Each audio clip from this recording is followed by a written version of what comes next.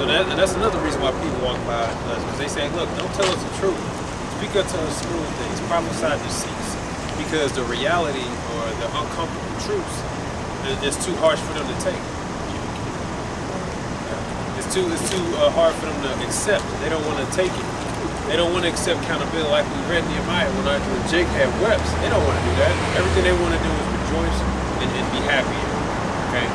And always basically just do whatever the hell you want. That presumptuous and rebellious wicked spirit, do us thou will. I always try to talk to you.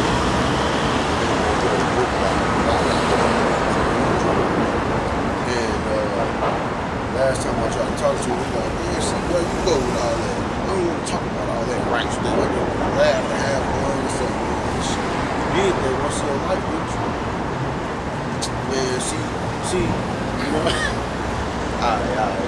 know what I'm saying? But it's like, they ain't trying to, it's just a joke, man. Jokes and laughing, man. Life ain't that, man. That's how you end up being caught up in these snares, man. Just laughing and joking, not taking nothing serious.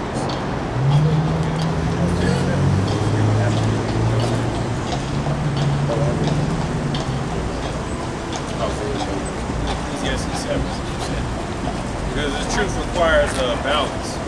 See? So it's good if you turn your back to the Lord, but you also, like I mentioned, you have to be able to accept that correction, that chastity. Because the Lord can chasten you just like your father do. Okay? And that's just how he operates. So part of that chastity, a lot of it comes from correction from one of your own people. And you can't get all emotionally upset because it came, for example, one of the brothers, Jim S. Hawaii, he hit me up recently, and he was talking about one of the members of his camp. He had a problem with the fact how the brother was talking to him, like as far as pull that scripture, because the brother's home. You know what I'm saying? I'm like, bro, that's a damn shame. Because you know the Jake was elderly, but he didn't like the fact that the other brother pulled that scripture. Like, and he didn't like that. It was like, wait a minute. First of all, he ain't saying nothing to you. He just in the spirit. That's how you know. But you can't if you get upset over a little something like that, how you gonna accept any other correction? Because in your mind, I guess it can only come from somebody that your age or up. So that's how you know a lot of Jake is full of it, because who was around? You was around with Michael. Came down, he thought he looked like he's a true one correction. Never heard from him again. All because I said, if it's not approved by GMS, don't speak it. You know, when you come in this truth, you send a bunch of wild stuff, because you basically on the internet, you looking up Illuminati videos, we all did it. So you'll just be saying stuff, yeah, Barack Obama, he's not Christ, and all of this other stuff. And then you'll be like, nah, okay. But then the brother, he was saying this stuff while we had visitors. So one of the elders, they say, look, it's saying, and at least you can see the chariots come out the dimension in the sky, and the outer space and all that. And then he also said that Violet's temple is some type of popular theory out there. So our deals, we can't account by if you can't.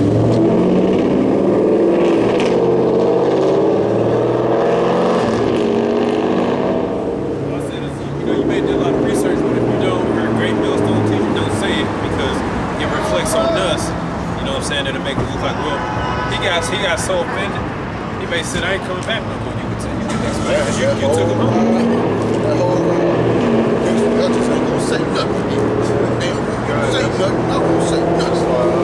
Spirit, I did a lesson, and I was piggybacking off of laying back on what he was saying. Basically,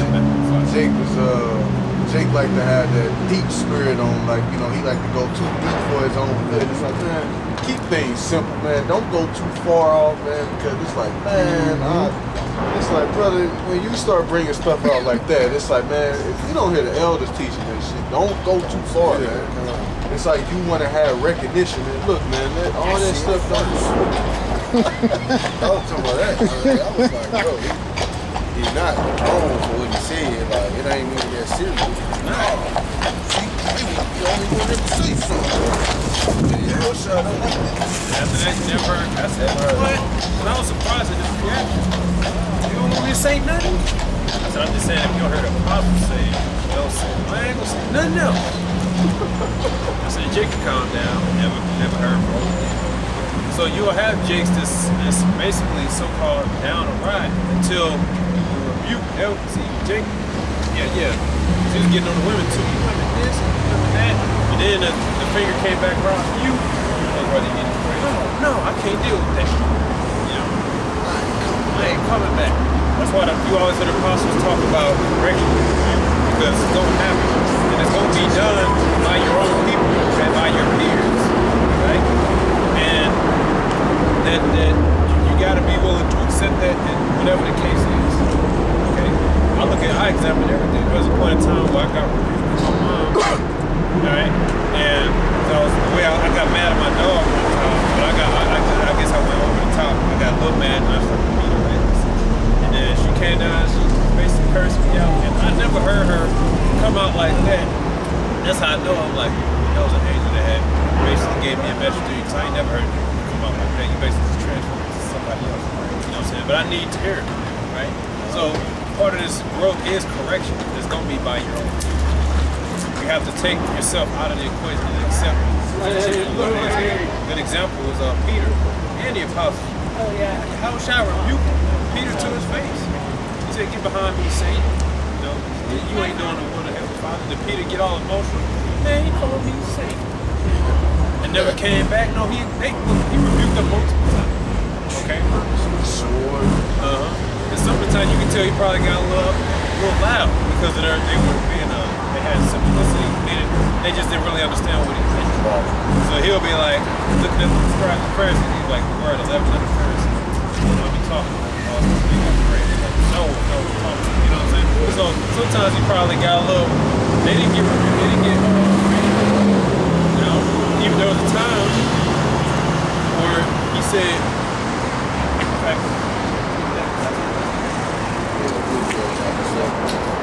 there's a time when the Lord, these guys got so offended that they just all started walking away. Then he turned this type and said, "You gonna leave too?" So you know they had to probably be like some type of tense moment, like, "You gonna leave too?"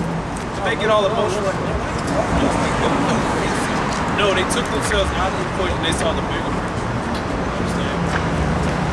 That's part of the job. Hey, if you ever played a sport growing up, if you ever played a sport growing up, you gonna get your ass yelled at by the coach, chewed out, you gonna get wrongs. How many times I got wrongs playing basketball? You just deal with it. You don't even want responsible. You gotta deal with it. They gonna do them suicides. Sit down. And then you might get embarrassed. Rep time out, you in the church, you know, that's how you sit down, you can't get all emotional. Well, you might get all upset, but you're gonna have to get out of it. Football works. Football works. Grab your ass. Shut your ass. Yeah. Oh yeah. Because they gotta beat that weakness out of you. You can't be playing football and you all emotional weak. They literally beat that out of you. That's how the moment y'all start practicing, your coach, he not your friend. He your friend after. Right. And then he'll come right into you. On the whistle right here. What the fuck is that? That ain't no block. I'm kind of glad that I played that because, you know, that kind of sharpened me up to stopped all that emotional shit, you know, because life ain't going to be fair, man. You know, that's how this truth is. It ain't going to be fair all the time, man. Brothers going to get on you, man. It probably might not sound pleasant, but hey, it's worth it, man. And all that is for what? The benefit of you, the sharpening up of you, you know, the growing of you, being a better player, better brother, you know, a better steward, like all the rebuke, especially coming from you don't want nobody else to you know. That's embarrassing, for real. The fact that we got that, you know, we've had other people, you know, getting on us or getting on our nation as a people. Like you should be happy that somebody in your nation is wise enough and caring, loving enough to rebuke you, man. You know, because it takes caring to do that, man. You gotta care. You know, these other nations don't give a damn about us. You know. How you doing, sir? Sorry, look, you got a question or anything? You got a question or anything? Yeah, I'll just check.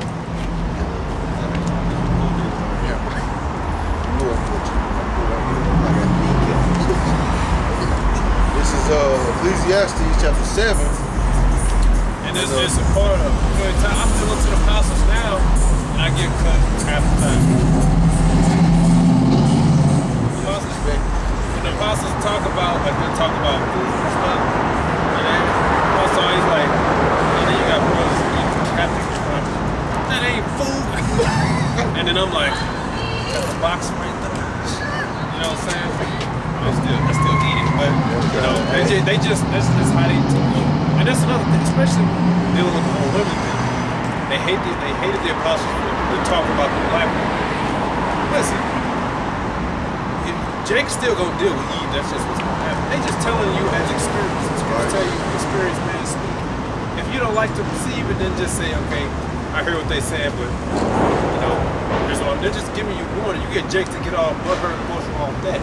Like the men of Aish who kept Cesaria. I think he said the reason he loved you because he didn't like what you said about the sister. See you and your emotions. They is our queen. They deserve to get cursed out. Like the elders was talking about drinking soda and stuff, you know. And brother had said, he was like, man, if you talk to the elders about you drinking soda, they gonna rebuke this shit. And I'm up first sipping on soda. I'm like, let me put this shit there. Because it's not good for the teeth, it's not good for the bones, none of that. You got dropped, especially down.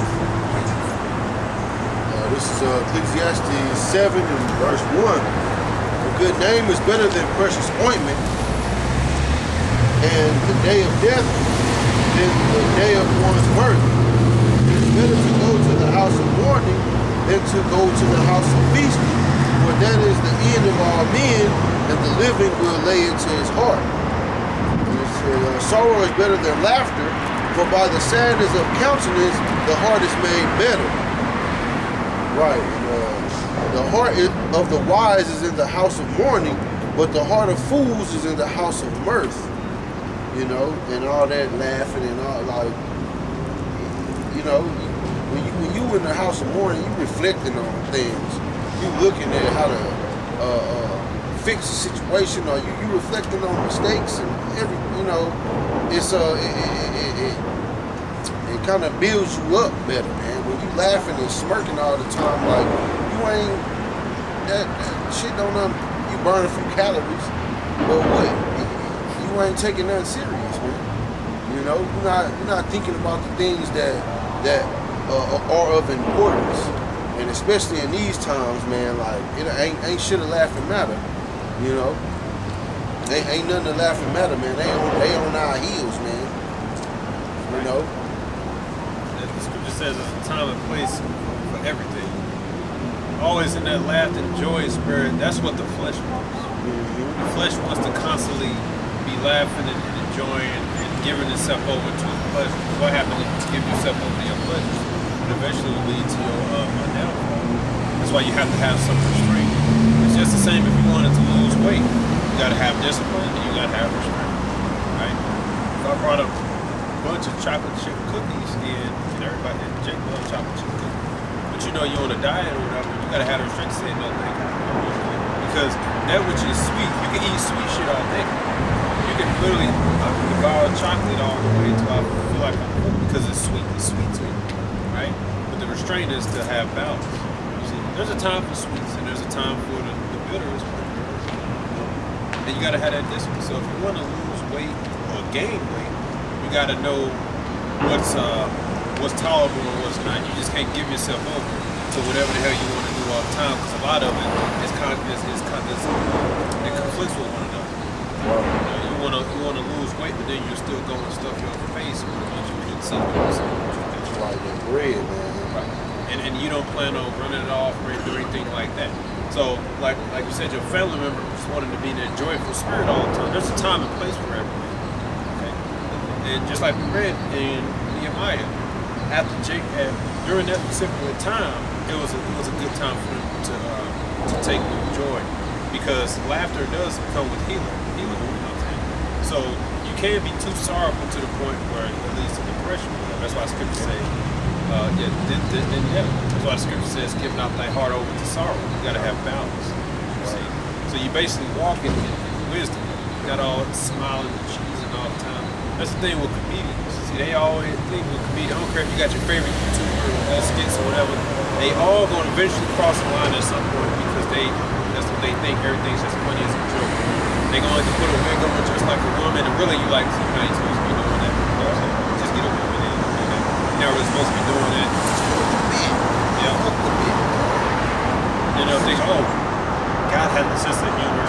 Like, that's the thing with your comedians. You don't know when not to cross the line. You gotta have balance. What's funny and what ain't funny. Right, and when it's appropriate to make a joke. See, we have humor amongst us because that's part of balance as well. You know, but we know what's what and what is not a planned matter. Like playing with the Lord's name, making a skit with the Lord's name, that's not a planned matter. Okay, you leave that joke and shit outside. This is book of Sirach, chapter 21, verse 20, and it says, "A fool lifted up his voice with laughter, but a wise man doeth scarce smile a little." I got another one.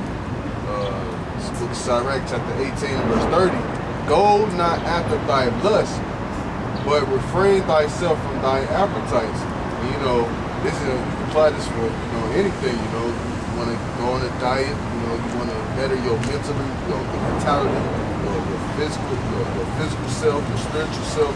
You know, this is, you know, the word appetite goes into, you know, like the desires. You know, what else? Like cravings and stuff like that. You got to refrain yourself from all that, man. Because if you give into it, then it's like shit. You got to start all over from square one. Women, sex. Yeah, that's a pleasure, but you gotta control it. Because you can't get to the point where you be low on testosterone. You know what I'm saying? And that can affect you as a man. So you gotta have the right balance with that as well. Because the scriptures tell you, even in the next chapter, you know, wine and women make men of understanding to fall away. Because that's the pleasure. And just indulging that all 24/7, you're eventually gonna fall out.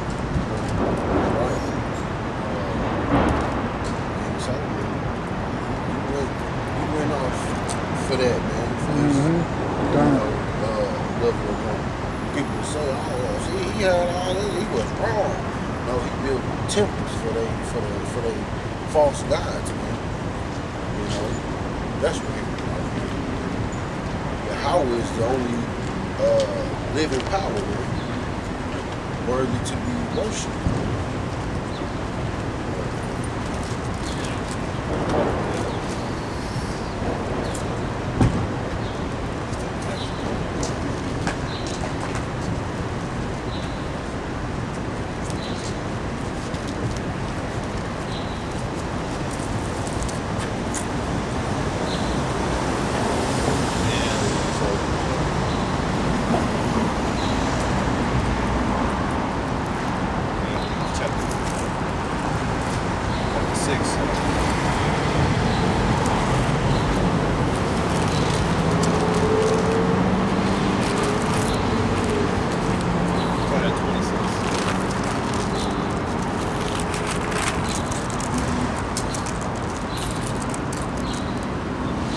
This is book of St. John, chapter 6, and verse 26.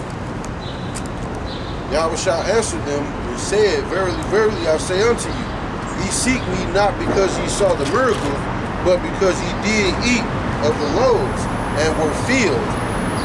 Labor not for the meat which perisheth, but for that meat which endureth unto everlasting life, which the Son of Man shall give unto you. For him hath Yahweh the Father sealed." Then said they unto him, "What shall we do that we might work the works of Yahweh?" Yahweh shall answer and said unto them, "This is the work of Yahweh, that ye believe on him whom he has sent." They said therefore unto him, what sign shewest thou then, that we may see and believe thee? What doest thou work? Our father did eat manna. Oh, Slaki. Our fathers did eat manna in the desert, as it is written. He gave them bread from heaven to eat.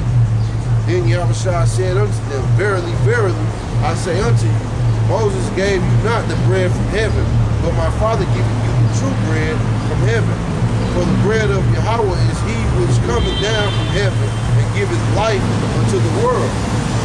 Then said they unto him, Lord, evermore give us this bread. And Yahushua said unto them, I am the bread of life.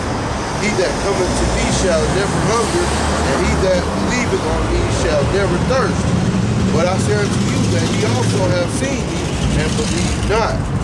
All that the Father giveth me shall come to me, and him that cometh to me I will in no wise cast out.